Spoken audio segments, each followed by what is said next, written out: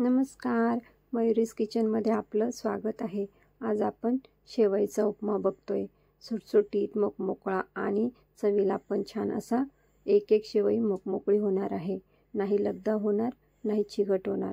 अशा पद्धतीने केला तर बघितल्याप्रमाणे असा मोकमोकळा शेवईचा उपमा होईल। एक शेवई मोकमोकळी होईल। चला तर मग आपण सर्वप्रथम एक पॅनमध्ये एक पळी तेल घालून घेऊ। शेंगदाणे क्रंची होतील तोपर्यंत तळून घ्यायचे आहेत। त्यांना चांगला क्रंचीपणा आला की आपण साईडला काढून घेऊया। त्यानंतर त्याच तेलात आपण शेवया भाजून घेणार आहोत। शेवया पण क्रंची होतील तोपर्यंत चांगल्या तळून घ्यायच्या आहेत। 2 ते 3 मिनिटं परतायच्या आहेत आणि ते पण गुलाबी कलर आला की साईडला काढून ठेवायचे आहेत। आता आपली शेवई भाजून झालेली आहे। बघू शकता गुलाबी कलर आलेला आहे। आता आपण साईडला काढून घेऊ आणि एका पॅनमध्ये 2 पळी तेल घालून घ्यायचं आहे। अर्धा चमच्यासारखं मोहरी घालायची आहे। मोहरी तडतडली की त्यात आपण पाऊण चमच्यासारखे जिरे घालणार आहोत।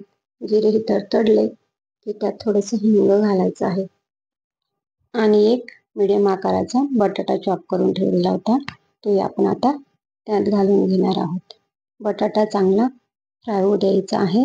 क्रंची झाला की चवीलाही छान लागतो। अर्धी वाटी वाटाणे ते आपण तेलात घालून घेऊया आणि तळून घ्यायचं आहे। नंतर एक हिरवी मिरची ती आपण तेलात चवीपुरता टाकलेली आहे।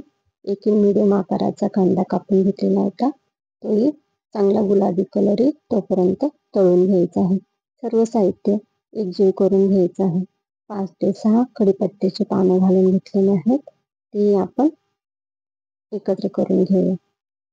आणि आता आपल्याला एक शिमला मिरची मीडियम आकाराची ती घालून घ्यायची आहे। सगळं साहित्य एकजीव करून चांगलं तळून घ्यायचं आहे। 2 ते 3 मिनिटांसाठी झाकण ठेवून थोडीशी वाफ देऊन घेऊया।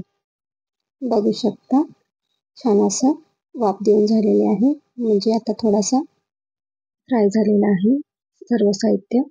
आता त्यात आपण एक टोमॅटो घालून घेणार आहोत। टोमॅटोला बी त्यात फ्राय करून घेणार आहोत। टोमॅटो शेवटी घातला की जास्त नरम पडत नाही।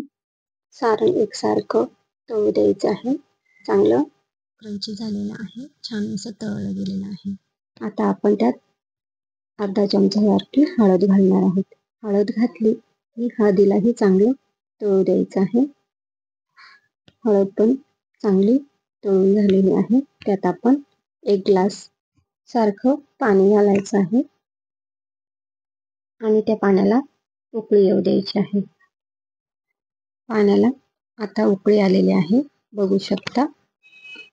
आता आपल्याला फ्राय केलेल्या शेवया त्यात घालून घ्यायच्या आहेत।